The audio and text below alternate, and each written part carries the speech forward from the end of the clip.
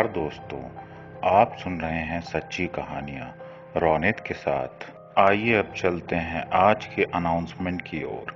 कल की हमारी कहानी कृति को वहाँ रील्स नहीं बनानी चाहिए थी पे पहला कमेंट मयंक शर्मा जी ने किया था। मयंक शर्मा जी को इसके लिए बहुत बहुत धन्यवाद। आइए अब बढ़ते हैं आज की कहानी की ओर।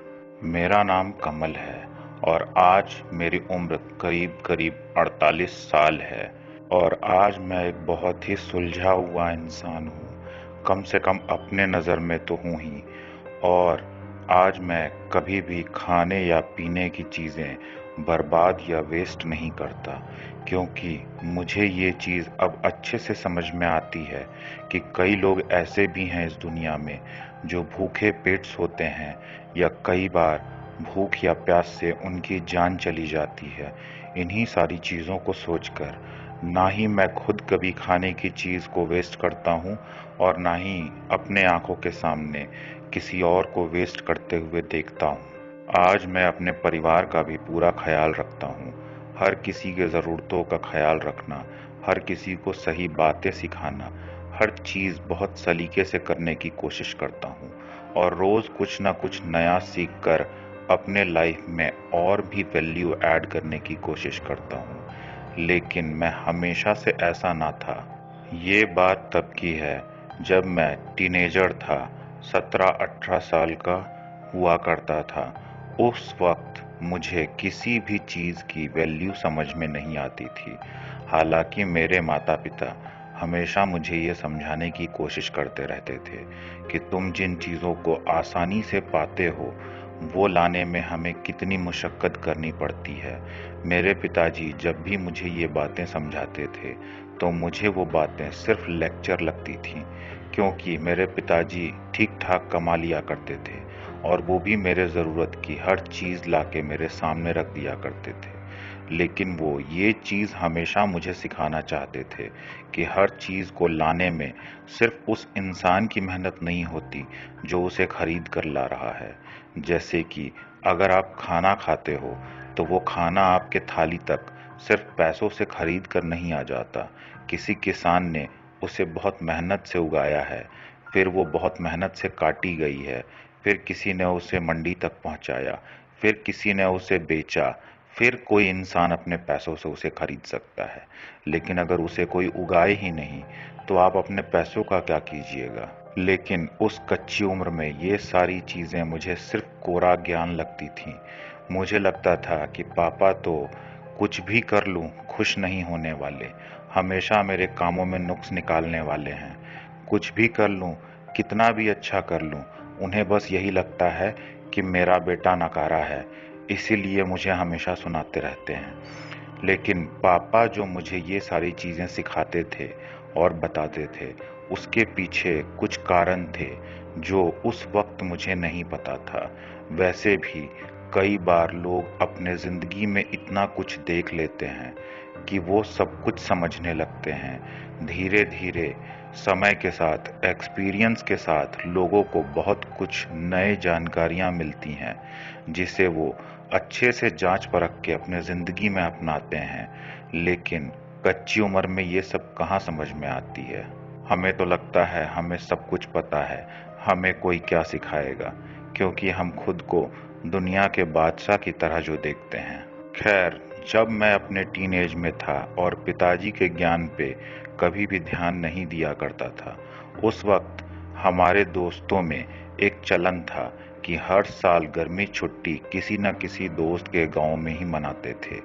लेकिन मेरे गांव का जब भी नंबर आता था, पिताजी मुझे वहां जाने के लिए हमेशा मना करते थे और मैं तो पिताजी के बोले हुए के खिलाफ ही काम करने में माहिर था। हालांकि इस चीज़ के लिए मेरी माँ भी मुझे हमेशा समझाती थी कि बेटा, तू नहीं जानता हमारे गांव में क्या क्या चीज़ें हैं और रात को वो गांव कितना डरावना हो जाता है। हालांकि बचपन में मैं अपने गांव जाता था, लेकिन पिछले कई सालों से अपने गांव नहीं गया था। इसीलिए मुझे और भी वहां जाने की इच्छा हो रही थी, क्योंकि मुझे पता था जब साल 2 साल में हर जगह में इतने बदलाव आ जाते हैं, तो इतने सालों में तो मेरा गांव कितना बदल चुका होगा। लेकिन बार बार हर बार सेम चीज़, मम्मी पापा बोलते थे नहीं जाना है। लेकिन इस बार मेरे दोस्तों ने भी जिद पकड़ ली और मैंने भी जिद पकड़ ली कि इस बार तो गर्मी छुट्टी मेरे ही गांव में मनाएंगे। जब मेरे माता पिता ने मेरे जिद को देखा तो उन्होंने मुझे कुछ बातें समझाई। उन्होंने कहा, बेटा, यहाँ तो तू खाना वेस्ट कर देता है और यूं ही खाने को फेंक देता है। अगर तुझे खाने का मन नहीं करता तो तू चुपचाप खाने से उठ जाता है, लेकिन गांव में कभी ये चीज़ मत करना। मुझे लगा, लो, गांव जाने से पहले ही एक और लेक्चर झेलो, क्योंकि वहाँ शहर में मैं हमेशा खाना फेंकने में ही लगा रहता था। बाहर की चीज़ें मुझे बहुत पसंद थी, लेकिन घर में अगर मम्मी कुछ अच्छा भी बना दे तो भी पूरा खाना नहीं खाता था। अगर कोई दोस्त आ जाए तो खाने के बीच में से ही उठ जाया करता था। अगर मुझे कहीं जाना है तो मैं ज़्यादा खाना लेकर के भी बैठा हूँ तब भी नहीं खाऊंगा, जो कि बहुत बुरी आदत थी। अब मुझे ये चीज़ अच्छे से समझ में आता है, लेकिन उस वक्त मुझे ऐसा ना लगता था। उस वक्त लगता था कि खाना का क्या है, खाना तो सामने हर किसी के आ ही जाता है, हर किसी को खाना मिल ही जाता है। क्योंकि वो कहते हैं ना, जब तक किसी चीज़ के लिए खुद से मेहनत मत करो तब तक आटे दाल का भाव समझ में नहीं आता। खैर, मैंने पिताजी के खाना वेस्ट करने वाली बात पे करके आगे बढ़ने के लिए और छुट्टी के प्लान्स को करने के लिए उस टाइम जैसे तैसे उस चीज़ से निकल गया। लेकिन मेरे मम्मी ने भी यही समझाया कि बेटा, गांव में गलती से भी खाना वेस्ट मत करना।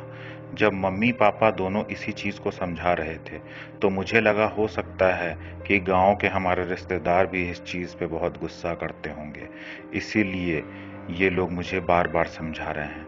मुझे ये समझ में आने के बजाय कि खाना वेस्ट नहीं करना, ये समझ में आने लगा था कि उन लोगों के सामने खाना को वेस्ट नहीं करना है। इसीलिए मैंने सोचा कि ठीक है, अगर कभी मन नहीं किया तो इधर उधर कहीं डाल दूंगा खाने को। खैर, अभी तो जाना है, फोकस उस पे रखना है। मैंने अपने दोस्तों को बोल दिया। हम 5 दोस्त गांव जाने के लिए प्लान्स बनाने लगे। हम लोगों ने अपने ज़रूरत की सभी सामानों को जुटा लिया था और अब हमें ट्रैवल करना था। हम लोग ट्रैवलिंग के लिए बहुत एक्साइटेड थे।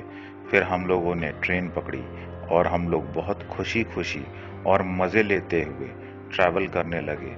जब हम लोग वहाँ पहुँचे तो वहाँ का नज़ारा यूं तो बहुत खूबसूरत था, लेकिन कुछ चीज़ बहुत अजीब थी, क्योंकि वहाँ अभी तक बिजली नहीं पहुँची थी।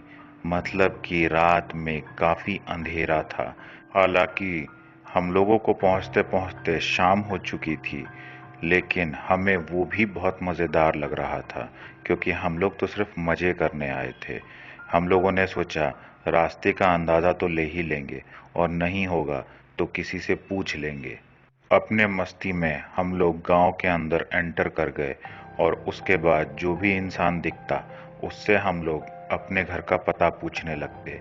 काफ़ी साल हो जाने की वजह से मुझे सही सही रास्ता अब याद न था, इसीलिए जिस भी आदमी को पकड़ते उससे रास्ता पूछ लेते। वो कुछ दूर तक का रास्ता बता भी देता, लेकिन हर कोई एक ही चीज़ पूछता कि तुम लोग शाम में क्यों घूम रहे हो। तो हम लोग भी मजाक में पूछ देते थे कि आप भी तो शाम में घूम रहे हो। हालांकि उनके पूछने में और हमारे पूछने में एक सबसे बड़ा फर्क ये था कि वो लोग फिक्र से पूछ रहे थे और हम लोग मजाक से।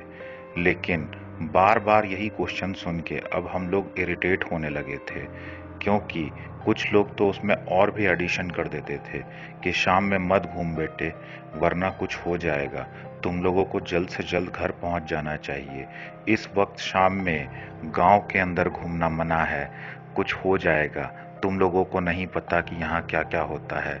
कोई तो ये भी पूछने लगता कि तुम लोग यहाँ के तो नहीं लगते, इसीलिए तुम्हें गांव के बारे में कुछ नहीं पता है। लेकिन इन सारी चीज़ों को हम लोग इग्नोर कर रहे थे। हमें लगता था कि गांव में हर कोई यही करने में लगा रहता है, मतलब दूसरों को डराने में। इसीलिए हम लोग बेफिक्र होकर आगे की तरफ बढ़े जा रहे थे और लोगों से पता पूछे जा रहे थे। धीरे धीरे हम लोग जब अपने घर के काफी नजदीक पहुंच गए तो एक आदमी से पता पूछने के बाद उसने घर की तरफ हाथ दिखाते हुए कहा कि वो जो रोशनी दिख रही है वहां बाहर एक लालटेन जैसा कुछ जल रहा था। उसने कहा वही तुम्हारा घर है और उसी का पता तुम पूछ रहे हो। हम लोगों को लगा चलो अब कम से कम हम लोग पहुंच गए, अब किसी से पूछने की जरूरत नहीं। लेकिन उस आदमी ने हमें रोकते हुए कहा वो घर तुम्हारा है, सीधे वहीं जाना। वो जो दाहिने तरफ तुम्हें एक खंडहर जैसा दिख रहा है, गलती से भी उसके आस पास भी मत जाना। हम लोगों को बहुत गुस्सा आने लगा। हम लोग जब पता अपने घर का पूछ रहे हैं तो हम लोग इधर उधर क्यों जाएंगे। हम लोगों ने उससे झल्लाते हुए कहा कि आप पागल हो क्या, हम लोग इधर उधर क्यों जाएंगे, जिस जगह जाना है उसी जगह जाएंगे ना। इतनी दूर से स्टेशन से पता पूछते पूछते थक चुके हैं, पहले घर पे ही जाएंगे। उस आदमी ने कहा बच्चों बुरा मत मानो, मैं तो तुम्हें सावधान करना चाहता था, इसलिए क्योंकि वो खंडहर कोई मामूली खंडहर नहीं है। आज तक जो भी वहां शाम के समय गया उसकी जिंदगी में बहुत सारी परेशानियां आई या फिर उसकी जिंदगी ही नहीं रही। हम लोगों ने कहा ठीक है, आप पहले नहीं हैं जो हमें डरा रहे हैं। जब से स्टेशन से निकले हैं तब से यही हो रहा है। ठीक है, हम लोग सीधे अपने ही घर जाएंगे। वैसे भी हम लोग बहुत थक गए थे। उस खंडहर की तरफ जाने का अभी तो कोई प्लान नहीं था। हालांकि हम लोग उस खंडहर को देख के क्यूरियस तो हो गए थे और मन ही मन ये प्लान भी बनाने लगे थे कि आज नहीं तो कल वहां भी चल के देखेंगे जरूर। हालांकि अंधेरे में वो खंडहर दिख तो बहुत डरावना रहा था, लेकिन वहां जाके एक बार चेक करने का तो बहुत मन था हमारा।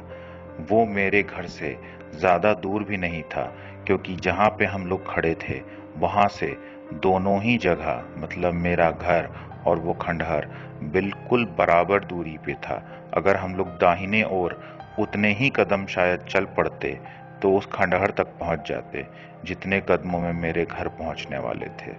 खैर हम लोग अब सभी लोग अपने घर की तरफ बढ़ चले और घर पहुंचने के बाद जब हम लोग वहां जाकर बाहर लगे तख्त पर, चौकी पर, बेड पर बैठ गए तो घर से कुछ लोग बाहर निकले और बोलने लगे कौन है। मैंने अपना परिचय दिया तो उन लोगों ने कहा कि तुम्हारे पिताजी ने तो लेटर लिखा था कि तुम लोग दोपहर तक आ जाओगे, इतनी लेट कैसे हो गए। मैंने बोला ट्रेन लेट थी तो हम लोग क्या करते। मैंने भी जब उस लालटेन की रोशनी में उस इंसान की शक्ल को अच्छे से देखा तो पता चला ये तो मेरे चाचा जी हैं। मैंने कहा अरे चाचा जी प्रणाम। चाचा जी के पैर वगैरह छुए और कहा चाचा जी क्या करता, ट्रेन लेट हो गई थी इसीलिए हमें भी लेट हो गया। अब हम लोग तो ट्रेन के आगे आगे भाग कर नहीं ना पहुंच सकते थे। मेरे मजाक को सुनते हुए चाचा जी भी थोड़ा मुस्कुराने लगे। माहौल अब थोड़ा हल्का हो चुका था। उन्होंने कहा चलो ठीक है, काफी लेट हो चुका है और मुझे पहले से पता था कि तुम लोग आने वाले हो, इसलिए तुम लोग के लिए भी खाना वगैरह बनाया गया है। हाथ मुंह धो लो और अंदर आकर बैठो। लेकिन बस एक चीज याद रखना, गलती से भी ज्यादा खाना मत ले लेना। खाना बस उतना ही लेना जितने खाने की जरूरत है या फिर थोड़ा कम ही लेना। लेकिन एक भी दाना वेस्ट मत करना, एक भी दाना फेंकना मत। इन बातों को सुनकर अब मुझे फिर से गुस्सा आने लगा था, क्योंकि जो बात मेरे माता पिता मुझे वहां से समझा रहे थे वही चीज चाचा जी भी यहाँ समझा रहे थे। मुझे अब ये पूरी तरीके से महसूस होने लगा था कि ये लोग सब एक ही थाली के चट्टे बट्टे हैं, इसीलिए सेम डायलॉग्स मारते हैं। खैर मैंने तो ये पहले से सोच के रखा था कि यहाँ पे भी घर वालों के सामने कभी खाना वेस्ट नहीं करूँगा और कोशिश भी मेरी यही थी कि जब तक यहाँ रहूँ तब तक ज़्यादा खाना लूँ ही नहीं। खैर हम लोग खाना खाने के लिए हाथ मुंह धोकर पहुँच गए और सभी ने अपने ज़रूरत से थोड़ा कम ही खाना लिया, क्योंकि अब हमें खाकर सोना था, क्योंकि वहाँ पे रात में टहलना अलाउड नहीं था। तो हम लोगों को भी लगा कि ज़्यादा खा लिया तो ठीक से नींद भी नहीं आएगी, इसीलिए कम ही खाओ। खैर उस रात तो हम लोगों में से किसी ने भी एक भी दाना वेस्ट नहीं किया और खैर वहाँ वेस्ट करने का कोई ऑप्शन भी नहीं था। लोग हमारे सामने ही बैठे थे, सबको बार बार खाना परोसना, पानी के लिए पूछना, बहुत अच्छे से आवभगत कर रहे थे। लेकिन उन लोगों के सामने रहते हुए कोई एक दाना वेस्ट भी नहीं कर सकता था। और आज हमारा भी मूड खाना फेंकने का नहीं था, क्योंकि इतनी दूर चलने के बाद भूख भी बहुत जोरों की लगी थी और बहुत ज़्यादा खाना हम लोगों ने लिया भी नहीं था। इसीलिए एक भी दाना वेस्ट नहीं हुआ। अच्छे से खा पी कर जब हम लोग थोड़ा बाहर टहलने का प्लान करने लगे, उसी वक्त चाचा जी ने कहा, सोचना भी मत, अगर तुम्हें टहलना है और बहुत ज़्यादा मन है तो या तो अपने आंगन में या फिर अपने छत पर टहल लो, लेकिन गलती से भी घर के दहलीज को अब लांघना मत। हम लोगों ने कहा, हाँ हाँ बिल्कुल, जैसा आप लोग कहिए। हालांकि हम लोग इतने बड़े आज्ञाकारी तो थे नहीं, लेकिन उस रात किसी से बहस करने का कोई मूड नहीं था हमारा। हम लोगों ने भी यही किया। थोड़ी देर तक छत पर टहले और चाचा जी से कहकर छत पर ही अपना बिस्तरा लगवा लिया। हालांकि चाचा जी ने मना तो हमें किया, लेकिन गर्मी का मौसम था तो उन्होंने ज़्यादा फोर्स नहीं किया। उन्हें लगा ये लोग शहर वाले हैं, एक तो यहाँ बिजली नहीं है, ऊपर से गर्मी का मौसम, इसीलिए उन्होंने बिस्तर लगा दिया। लेकिन उन्होंने कुछ हिदायतें भी दी कि गलती से भी छत पे कुछ खाने के लिए मत लाना और कोई भी चीज़ यहाँ से नीचे मत फेंकना। अगर तुम्हें कोई चीज़ फेंकनी भी होगी तो वो खाने की चीज़ नहीं होनी चाहिए, और अगर कुछ और होगा तो उसे छत पे ही साइड में रख देना, लेकिन यहाँ से कुछ भी नीचे नहीं जाना चाहिए, रात में कम से कम। लोगों ने भी हामी भर दी और वैसा ही किया। लेकिन इतनी जल्दी तो नींद आने से रही। बदमाशी और खुरापात जो दिमाग में चल रहा था, हम लोगों ने भी वहां बैठ के हंसी ठिठोली, हा हा ही ही, किस्से कहानियां शुरू कर दिया। ये सब करते करते धीरे धीरे काफी समय हो गया। फिर हमने जब समय देखा तो लेट हो चुका था। हम लोगों ने कहा, भाई जल्दी जल्दी सो जाते हैं, कल सुबह उठकर गांव भी तो देखना है, क्योंकि जितने दिनों की छुट्टी है उतने में पूरा गांव एक्सप्लोर कर लेना है हमें। गांव का एक भी कोना बचना नहीं चाहिए, क्योंकि यादों में कुछ तो रहे कि हाँ गए थे कहीं। ऐसा ही किया हम लोगों ने। हम लोग चुपचाप सो गए और थकावट तो थी ही, तो नींद भी अच्छी आ गई। और छत पे हवा, वाह वाह क्या बात थी, कितनी अच्छी हवा चल रही थी छत पे। उस हवा को महसूस करते हुए कब हम लोग नींद के आगोश में चले गए, हमें कुछ पता नहीं चला। जब हमारी आंख खुली तो सूरज सर पे चढ़ चुका था और काफी रोशनी पड़ रही थी। छत पे सोने का रात में जितना मजा आता है उतना ही दिन में परेशानी भी होती है, क्योंकि गर्मी के मौसम में सूर्योदय बहुत पहले हो जाता है और छत पे इतने तेज रोशनी में सो पाना देर तक मुमकिन नहीं। खैर हम लोग भी नहीं सो पाए। हालांकि हम लोगों ने कोशिश तो बहुत की कि किसी तरीके से चादर से मुंह ढक लें और सो जाएं, लेकिन इतनी तेज रोशनी जब आपके चेहरे पे आ रही हो तो वापस नींद आना थोड़ा मुश्किल हो जाता है। फिर हम लोगों ने फैसला किया, चलो अब उठकर मुंह हाथ धोए, नहा धोकर तैयार हों, कुछ नाश्ता करके बाहर निकलें। हम लोगों ने ऐसा ही किया। उठे, मुंह हाथ धोया, बाथरूम वगैरह गए, सब कुछ तैयारी की और नाश्ता देते वक्त भी चाचा जी ने वही हिदायतें दी, खाना मत फेंकना वगैरह वगैरह।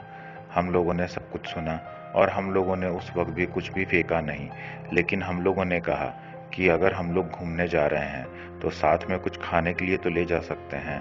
उन्होंने कहा, ले जाओ, लेकिन ये चीज़ याद रखना कि जब भी तुम खाने के डिब्बे को खोलो पहले भगवान का नाम ले लेना, और घर से निकलने से पहले भी भगवान का नाम ले लेना, क्योंकि खाना तो लेके जाना ही पड़ता है।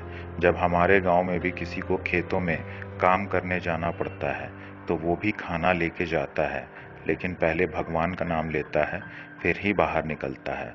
हम लोगों ने भी ज़्यादा सवाल नहीं किया और चुपचाप बाहर खाने के लिए डब्बे में कुछ पैक करवा लिया और उसके बाद बाहर की तरफ निकल चले।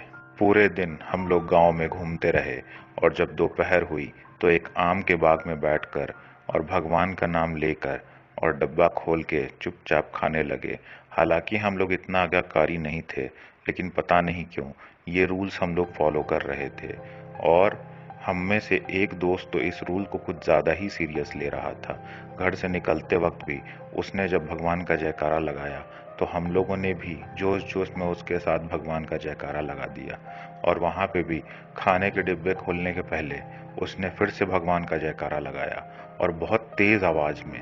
और हम लोगों ने भी जोश में 2-3 बार भगवान का जयकारा लगा दिया, जिससे वो पूरा आम का बाग गूंज उठा भगवान के नाम से। और हमारे तेज तेज जयकारे को सुनकर बाग के दूसरे तरफ से शायद जो लोग खेत में या बाग में काम कर रहे होंगे, उन लोगों ने भी जवाब में जयकारा लगा दिया भगवान का।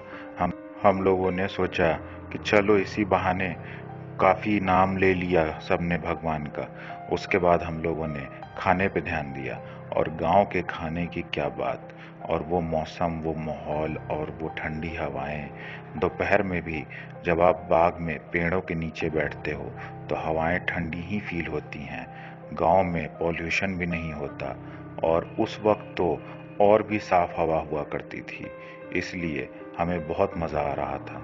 हम लोगों ने अच्छे से खाना खाया और काफ़ी देर भूखे घूमने के वजह से, थकावट के वजह से अच्छे से पूरा खाना खत्म कर दिया, एक भी दाना नहीं छोड़ा। वहीं बगल में एक तालाब था जिसमें हमने अपने डब्बे को धो भी लिया और धोकर अच्छे से उसे पैक कर लिया। और हम लोग फिर से घूमने लगे और आम के बाग में घूम रहे थे। तो आम तो खाना बनता था। उस आम के एक चौकीदार ने हमें देखा। उन्होंने बस इतना पूछा कि कहाँ से आए हो, कौन हो, किसके घर के हो। सब कुछ बताने के बाद उन्होंने भी आम तोड़ने की परमिशन दे दी। हम लोगों ने मस्त आम तोड़े, खाए और अच्छे से खाकर उनकी हिदायत के हिसाब से गुठलियों को एक जगह पे जमा करके रख दिया। शायद इससे वो लोग और पेड़ लगाते हों, लेकिन उन्होंने कहा था कि इन गुठलियों को इधर उधर मत फेंकना और एक भी आम वेस्ट मत करना। हम लोगों ने भी ऐसा ही किया।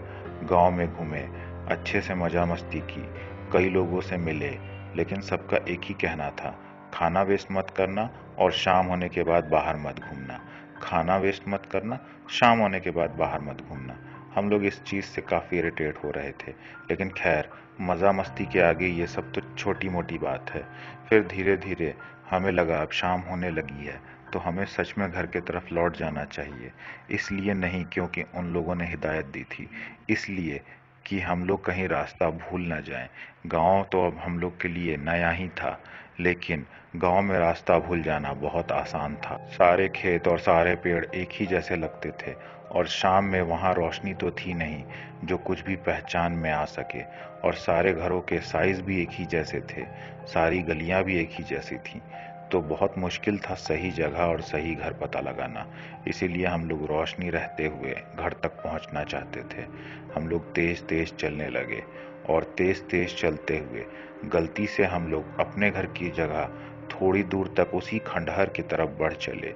जब हम लोग सिर उठा के अच्छे से देखने लगे तो हमें पता चला, ओ ये तो लग रहा है हम लोग उसी खंडहर की तरफ बढ़ रहे हैं। हम लोगों ने तुरंत अपना रास्ता बदल दिया, लेकिन उस रास्ते को बदलते के साथ हमें उसी खंडहर से कोई आवाज सुनाई दी।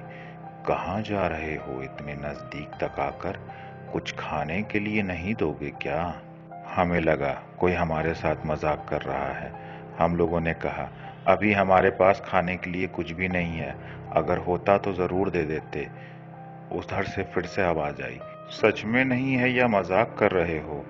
हम लोगों ने कहा, मजाक क्यों करेंगे, सच में हमारे पास कुछ भी नहीं है। अगर आपको विश्वास नहीं होता तो आप आकर खुद देख लीजिए। तो उधर से आवाज आई, नहीं, सच में तुम्हारे पास कुछ भी नहीं है, नहीं तो मुझे उस खाने की महक जरूर आ जाती। हम लोग हंसने लगे, कहा, हाँ हाँ, इसीलिए तो, सही तो बोला हम लोगों ने, हमारे पास कुछ नहीं है, क्योंकि आपको तो महक आ ही जाती ना। हमें लगा वो जिस भी औरत की आवाज है वो सच में हमारे साथ मजाक कर रही है, क्योंकि अगर हमारे पास खाने के लिए कुछ होता भी तो इतनी दूर से कोई महक आ जाए ये तो पॉसिबल नहीं। इतने दूर से तो कोई जानवर भी शायद खाना ना सूंघ सके। खैर, हम लोग उधर से अपने रास्ते को बदलते हुए अपने घर की तरफ बढ़ चले। और जब हम लोग घर पहुंचे तो घर में सभी लोग काफी चिंतित नजर आ रहे थे। वो लोग हमें डांटने लगे, इतनी देर तक कहाँ रह गए थे? हम लोगों ने कहा था ना कि सूर्यास्त होने से पहले आ जाना।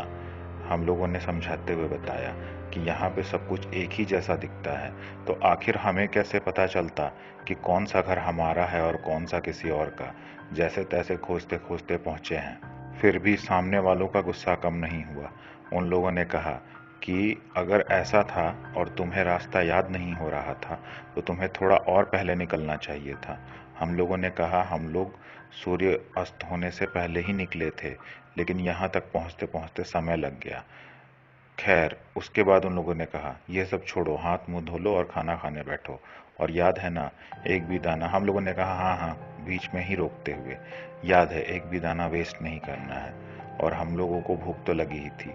हम लोग चुपचाप खाने बैठ गए। लेकिन जब हम लोग खाने बैठे तभी हमें वो बात याद आई कि गलती से हम लोग जब उधर गए थे तो कैसी आवाज आ रही थी। हम लोगों ने चाचा जी से पूछा, चाचा जी क्या उस खंडहर में कोई औरत रहती है क्या? चाचा जी ने डरते हुए शक्ल के साथ हमसे वापस पलटकर पूछा, क्यों, क्या हो गया, तुमने किसी को देखा क्या? हम लोगों ने कहा नहीं, दिखा तो कोई नहीं, लेकिन गलती से हम लोग अपने घर आते वक्त उस रास्ते पे भटक गए थे और खंडहर की तरफ बढ़ने लगे थे। अभी हम लोग खंडहर के कुछ दूर ही थे, तभी किसी औरत की आवाज आई कि खाने को कुछ है क्या? हम लोगों ने भी कह दिया नहीं, हमारे पास कुछ नहीं है। और हम लोगों ने सच ही कहा, उस वक्त हमारे पास कुछ भी नहीं था। लेकिन मजाक की बात तो ये है कि उस औरत ने कहा हाँ तुम्हारे पास नहीं है, अगर होता तो मैं सूंघ लेती। इस चीज पे चाचा जी डरते हुए बोलने लगे, हाँ वो सही कह रही थी, अगर तुम्हारे पास खाने का कोई भी सामान होता तो वो सूंघ लेती, और अगर तुम सच में उस सामान को वहां रख कर भागते नहीं तो वो तुम्हारी जान भी ले लेती। हम लोगों को इस बात पे हंसी आ गई। हम लोगों ने कहा कि कोई खाने के लिए किसी का जान थोड़ी ले सकता है, कुछ भी बोल रहे हैं आप। उन्होंने कहा नहीं, ये बात सच है, वो सच में तुम्हारी जान ले लेती। खैर, रात में उसके बारे में बातचीत मत करो, हम लोग सुबह में उसके बारे में बातें करेंगे। खैर, उसके बारे में तो बात भी नहीं करनी चाहिए, लेकिन तुम लोग को उसके बारे में जानकारी होनी बहुत ज़रूरी है, क्योंकि आज तुम्हें उसकी आवाज़ सुनाई दी है। ऐसा ना हो कभी गलती से तुम लोग उसके सामने पड़ जाओ और उसके बाद कुछ अनहोनी हो जाए। हम लोगों ने कहा खैर अगर इतनी डरने वाली बात है तो आप लोग यहाँ क्यों रहते हैं, यहाँ से कहीं और क्यों नहीं शिफ्ट हो जाते? उन्होंने बोला बहुत जबान लड़ा रहे हो, चुपचाप खाना खाओ, कल बात करेंगे। हम लोगों ने भी ऐसा ही किया और चुपचाप खाना खाने लगे। थोड़ी देर में वहां से चाचा जी हट गए और मेरे एक दोस्त से खाया नहीं जा रहा था, क्योंकि शायद उसने आम ज़्यादा खा लिए थे, इसीलिए उसने खाना फेंकने का फैसला किया। उसने मेरे बगल वाले दोस्त को इशारा किया और उसने इशारे में उसे हामी भर दी, लेकिन उसने कहा यहाँ मत फेंक, उस खंडहर की तरफ जाके खाना फेंक, क्योंकि इधर फेंका तो पता चल जाएगा तो ज़रूर कोई ना कोई आकर तुझे डांट लगाएगा, या फिर हो सकता है लोग पीट भी डालें, क्योंकि पूरे गांव में जब से आए हैं तब से यही सुन रहे हैं खाना मत फेंको, खाना मत फेंको। तो इसीलिए अगर नहीं खाया जा रहा है तो फिर उधर ही जाके फेंकना ताकि कोई देख ना सके। लेकिन वो भी बेवकूफ़ों की तरह हमारे ही घर के पिछवाड़े में जाकर खाना फेंक आया, और जब हमें बताया तो हम लोगों ने बोला अरे बेवकूफ़ हो क्या, यहाँ पे फेंकने की क्या ज़रूरत थी? अगर कल सुबह खेतों में जाते वक्त चाचा जी ने देख लिया तो बहुत डांट लगेगी।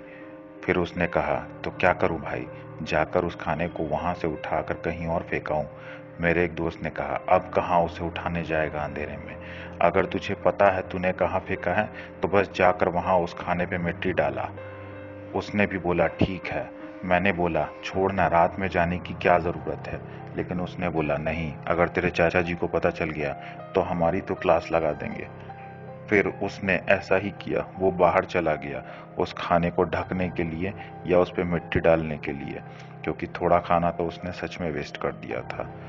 फिर जब वो बाहर गया और हम लोग अंदर ही बैठे हुए थे, तभी हमें उसकी जोर जोर से चीखने चिल्लाने की आवाज़ें आने लगी। जब हम लोग भागकर बाहर की तरफ जाने लगे तो चाचा जी ने कहा कोई दरवाजे की दहलीज को नहीं लांघेगा। कौन गया था बाहर तुम लोगों में? हम लोगों ने बताया वो दोस्त। उन्होंने पूछा क्यों?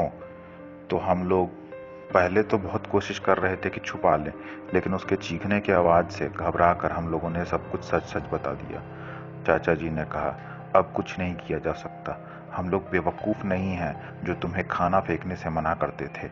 वो खंडहर जिस औरत का था वो भूख के वजह से मर गई थी और वो तब से किसी को भी खाना वेस्ट नहीं करने देती। जो भी खाने की इज्जत नहीं करता वो उसकी जान ले लेती है। जो भी खाने को फेंकता है वो उसे जिंदा नहीं छोड़ती। और वो इंसान तो वहीं पर खड़ा होकर खाना को मिट्टी से दबाने की कोशिश कर रहा है। आखिर वो खाने को मिट्टी से दबते हुए कैसे देख सकती थी? जिस खाने के लिए, जिस भूख के लिए उसकी जान गई, वो उस खाने को बर्बाद होते हुए कैसे देख सकती है? इसीलिए अब वो उसे जिंदा नहीं छोड़ेगी। हम लोगों ने चाचा जी से कहा, क्या हम लोग उसे बचाने नहीं जाएंगे? चाचा जी ने कहा, अगर तुम लोग उसे बचाने जाओगे तो तुम लोग भी उसका निवाला बन जाओगे। हम लोगों ने कहा, क्यों चाचा जी, कुछ करते हैं, कुछ ट्राई तो करते हैं। चाचा जी ने कहा, नहीं, हम लोगों में से अब उसे कोई नहीं बचा सकता। सुबह अगर उसके शरीर बची रही या शरीर का कोई टुकड़ा बचा रहा तो हम लोग उसे ज़रूर उठा ले आएंगे, लेकिन अभी कोई घर के दहलीज को नहीं लांघेगा। हम लोग भी चुपचाप उसकी चीखों को सुनते रहे, लेकिन उसकी मदद नहीं कर पाए क्योंकि हमें भी बहुत डर लग रहा था। लेकिन चाचा जी के साथ जब हम लोगों ने झांक कर देखा तो सच में उसके ऊपर चढ़कर वो औरत उसे जानवरों की तरह चीर फाड़ रही थी और बार बार एक ही चीज चीख रही थी, खाना बर्बाद कैसे किया, खाना बर्बाद कैसे किया, इसी के लिए मेरी जान गई, तूने खाना बर्बाद कैसे किया। और वो काफी गुस्से में लग रही थी। उसके बाल उसके चेहरों पे बिखरे पड़े थे और फटे पुराने कपड़े थे उसके। खैर, हम लोग ये देखकर इतने दहशत में आ गए थे कि मेरा एक दोस्त तो वहीं बेहोश हो गया और हम लोग सभी रोने लगे, क्योंकि हम लोग रोने के और चीखने के अलावा और कुछ नहीं कर सकते थे। कुछ देर तक यूं ही उसके चीखने की आवाज आती रही और उसके बाद सब कुछ शांत हो गया। हमें पता चल चुका था कि अब शायद हमारा दोस्त जीवित नहीं बचा है। जब हम लोग अगली सुबह गए तो देखा सच में उसके शरीर के टुकड़े टुकड़े कर दिए गए हैं। लग रहा था कोई जंगली जानवर उसके साथ वैशीपना कर रहा था। उसको इस तरीके से मारा गया है जैसे किसी जानवर के साथ उसकी मुठभेड़ हो गई हो और वो उससे लड़ने की कोशिश कर रहा हो। हर जगह नोचने, काटने, खरोचने के निशान, हाथ पैर अलग अलग। अब क्या बताऊं कैसा दर्दनाक मंजर था वो। खैर, चाचा जी ने हमें दूसरी तरफ मुंह करने के लिए कहा और तुरंत कपड़ा डालकर पुलिस को इन्फॉर्म किया गया। पुलिस आई, पंचनामा हुआ, लेकिन पुलिस के लिए शायद ये आम बात थी। पुलिस ने बॉडी को अपने कब्जे में ले लिया और कुछ दिनों के बाद जब उस लड़के के परिवार वाले वहां आ गए तो उन्हें वो बॉडी सौंप दी गई। उन्होंने पूछा भी कि ये सब कैसे हुआ। पुलिस ने क्या बताया हमें नहीं पता, लेकिन वो लोग रोते हुए और हमें इस चीज़ के लिए ब्लेम करते हुए वहाँ से चले गए। और कहीं ना कहीं हम लोग भी इस चीज़ के लिए खुद ही को जिम्मेदार मान रहे थे कि ना हम उसे गांव में लेके आते और ना उसके साथ ऐसा होता। लेकिन चाचा जी ने हमें कहा, नहीं, तुम लोग इसके लिए जिम्मेदार नहीं हो। खाना उसे फेंकना था, खाना वेस्ट उसे करना था। और जो भी यहाँ खाना बर्बाद करता है, खाने पीने की चीज़ों का इज्जत नहीं देता, उसके साथ यही होता है। तो पूरी की पूरी गलती उसी की थी। खाना कितना ज़रूरी है जीवन के लिए, ये उस औरत से पूछो जो खुद भी और अपने बच्चों को भी भूख प्यास से बिलखते हुए और मरते हुए देखी है। उसका जीवन बहुत दर्दनाक रहा और मृत्यु तो उससे भी ज़्यादा। इसीलिए खाना कभी वेस्ट मत करना, ना यहाँ और ना वहाँ। हम लोगों ने हर चीज़ समझते हुए हामी में सर हिला दिया, लेकिन इस खाने के वजह से आज हमारे दोस्त की जान चली गई थी। इसीलिए अब हमें समझ में आ चुका था कि लोग क्यों कहते थे कि खाना मत फेंकना। और इसी वजह से आज हम लोगों में इतना बदलाव आ चुका है।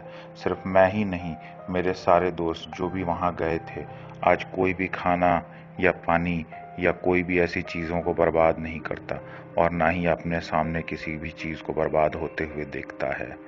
खैर, आज की कहानी में बस इतना ही। आप कमेंट सेक्शन में ज़रूर बताइएगा कि आपको ये कहानी कैसी लगी। ऐसी ही मनोरंजक कहानियों के लिए हमारे प्लेलिस्ट को ज़रूर विज़िट कीजिएगा। कल फिर मिलेंगे ऐसी ही एक अनोखी कहानी के साथ। तब तक के लिए साइनिंग ऑफ।